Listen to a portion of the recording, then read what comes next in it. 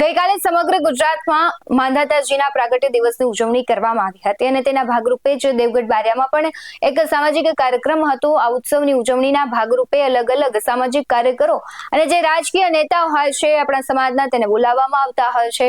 દરેક સમાજમાં એવું હોય છે કે નાના મોટા કાર્યક્રમ હોય તો રાજકીય નેતાઓ અને સામાજિક કાર્યકરોને ક્યાંક ને ક્યાંક આમંત્રણ આપવામાં આવતું હોય છે। ઘણી વખત તેમને ભાષણ પણ આપવાનું થતું હોય છે, પરંતુ આ કાર્યક્રમ દરમિયાન પૂર્વ મંત્રી બચુ ખાબડને ભાષણ આપવા ન મળતા ગુસ્સે થયા હતા અને ત્યારબાદ જોવા જેવી થઈ હતી। નમસ્કાર, ગુજરાત BS9 TV ન્યૂઝમાં આપની સાથે હું ભગવતી વિશાવડિયા। ગઈકાલે દેવગઢ બારિયા ખાતે ભગવાન શ્રી માંધાતાજીના પ્રાગટ્ય દિવસની ઉજવણી કરવામાં આવી હતી અને દરમિયાન ખૂબ મોટો વિવાદ સર્જાયો। પૂર્વ મંત્રી બચુ ખાબડ ભાષણ આપવા ન મળતા ગુસ્સે થયા હતા, જેના કારણે મામલો વિચકાયો હતો અને પોલીસે દરમિયાનગીરી કરવી પડી। આ ઘટનાનો વિડીયો હાલ વાયરલ થઈ રહ્યો છે સોશિયલ મીડિયામાં। ત્યારે આ કાર્યક્રમ કોળી સમાજના ઇષ્ટદેવ ભગવાન શ્રી માંધાતાજીનું ભવ્ય શોભાયાત્રા અને મૂર્તિ સ્થાપન વિધિ માટે આયોજન કરવામાં આવ્યું હતું। આ પ્રસંગે કોળી સમાજ દ્વારા એક સભાનું પણ આયોજન કરાયું હતું। સભામાં પહોંચેલા પૂર્વ મંત્રી બચુ ખાબડે સ્ટેજ પર પહોંચીને કોની સ્પીચ છે તેવું પૂછતા વિવાદ શરૂ થયો હતો અને આ કાર્યક્રમ રાજકીય ન હોવાથી નેતાઓને સભા સંબોધવાથી દૂર રાખવામાં આવ્યા હતા। સ્પીચ આપનારાઓની યાદીમાં પોતાનું નામ ન હોવાથી બચુ ખાબડ ગુસ્સે થયા। તેમણે સભા સંબોધવા નહીં મળે તેઓ મેળો ખેરવી નાખશે તેવી ચીમકી પણ ઉચ્ચારી હતી અને જેના કારણે જ માથાકૂટ થઈ હતી। આ મામલે સમાજના જે આગેવાનો છે અને ધારાસભ્યના સમર્થકો છે આમને સામને આવી ગયા હતા।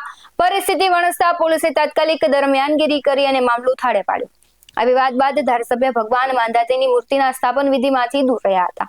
સમાજના જ આગેવાનો દ્વારા સ્થાનિક કોળી સમાજના ધારાસભ્યની અવગણનાને લઈને અનેક ચર્ચાઓ ચાલી રહી છે, પરંતુ સમગ્ર મામલે આવેલી પ્રતિક્રિયા પર નજર કરીએ। હું નિર્મળસિંહ ચૌહાણ, અખિલ ભારતીય કોળી સમાજ પ્રમુખ। અમારો ગઈકાલે અખિલ ભારતીય કોળી સમાજ દાહોદ જિલ્લા દ્વારા મહાસંમેલન યોજાયું, જેમાં અમે સમાજની સમિતિ દ્વારા નક્કી કરવામાં આવ્યું કે કોઈ પણ રાજકીય ચહેરાને અમારે સ્ટેજ નથી આપવું, એટલામાં અને અમારા સ્ટેજનો કોઈ દુરુપયોગ ના કરી જાય તેટલા માટે અમે કોઈ પણ રાજકીય આગેવાનોને આમંત્રિત કર્યા ન હતા।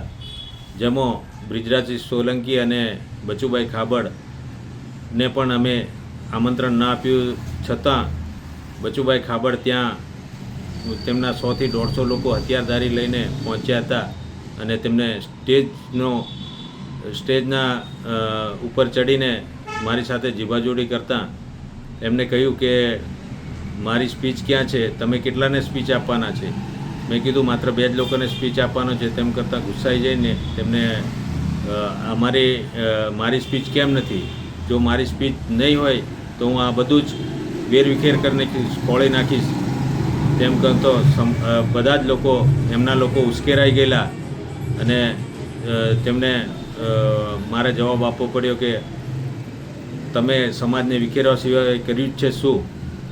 આમ કરતાં બધા જ તેમના જે આવેલા સાથે હથિયારધારી લોકો સ્ટેજ ઉપર ચડી જતા મામલો ખૂબ ગરમાયો હતો અને સમાજ તેમનાથી ખૂબ દુઃખી થયો હતો, કારણ કે આ માત્ર મારા ઉપર નહીં પણ આખા સમાજ ઉપર તેમને પ્રહાર કર્યો હોય એવું લાગ્યું, જેના કારણે તમામ સભામાં બેઠેલા 50,000થી વધુ લોકો ઊભા થઈ ગયા હતા અને આ મામલો થાળે પાડવા માટે પોલીસને વચ્ચે પડી મધ્યસ્થતા કરી અને મામલો શાંત કરી સંમેલનને સફળ બનાવ્યું હતું।